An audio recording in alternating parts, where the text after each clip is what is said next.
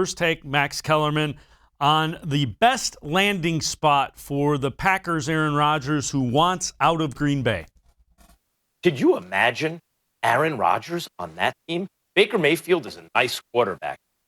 But the Cleveland Browns have the number 1 rated offensive line, blocking for the passer, protecting the quarterback, and blocking for the run. Both. That almost never happens.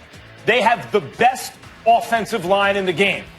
Odell Beckham Jr. is coming back. I actually like this thought experiment. It's a lot of fun to picture him with all these weapons. Oh, this is good, Max. This is good. And they have a good defense. No, you're right. I like it. I'm into it. 2 all-world running backs, a great offensive line, great receivers everywhere you look. Odell coming back with a chip on his shoulder and a defense.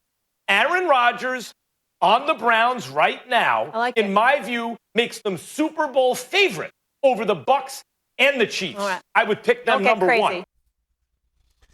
All right, let's bring Dan Labbe back in, Dan. You didn't know quite what you were coming into today, did you? I can't argue with what he said, but I don't think there's any way that just your reaction to that.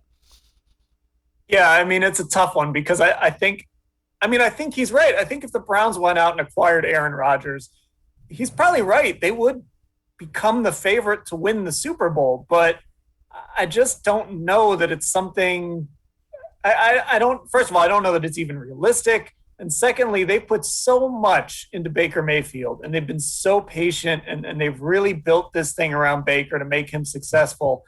And let's not pretend like the last 6 weeks of the season and 2 pretty good playoff performances from Baker didn't happen. He's got the potential, if he builds on that, to be a really good quarterback for a really long time. So I can't argue with the point that if Aaron Rodgers was the quarterback here, the Browns wouldn't be favorites, but I just don't know how much sense it makes. You know, I hate to say that. We're talking about an MVP, a future Hall of Famer who's so much left in the tank. I hate to say that. I don't think you'd hang up the phone if the Packers called, but I think you'd really have to wrestle with keeping with a young quarterback or really just going completely 100% all in on like these next 2 years.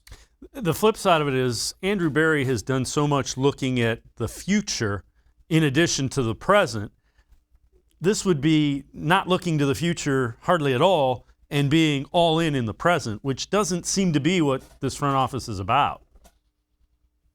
Right. I mean, they want to be good for a long time, and good can vary, right? I think over the next couple of years, they are definitely Super Bowl contenders. And then there might be a stretch like with the Seahawks, right, where you're just a really good team. Maybe you're not quite Super Bowl level. You got to rebuild some areas and get there, but you're always good. You're always in the mix. You can always get in the tournament. And that kind of starts with your quarterback. And like I said, they put so much into Baker Mayfield, and they've been so patient for once, right? They didn't bail on the guy after 2019. Instead, they went out and they completely remade the rest of the organization around him.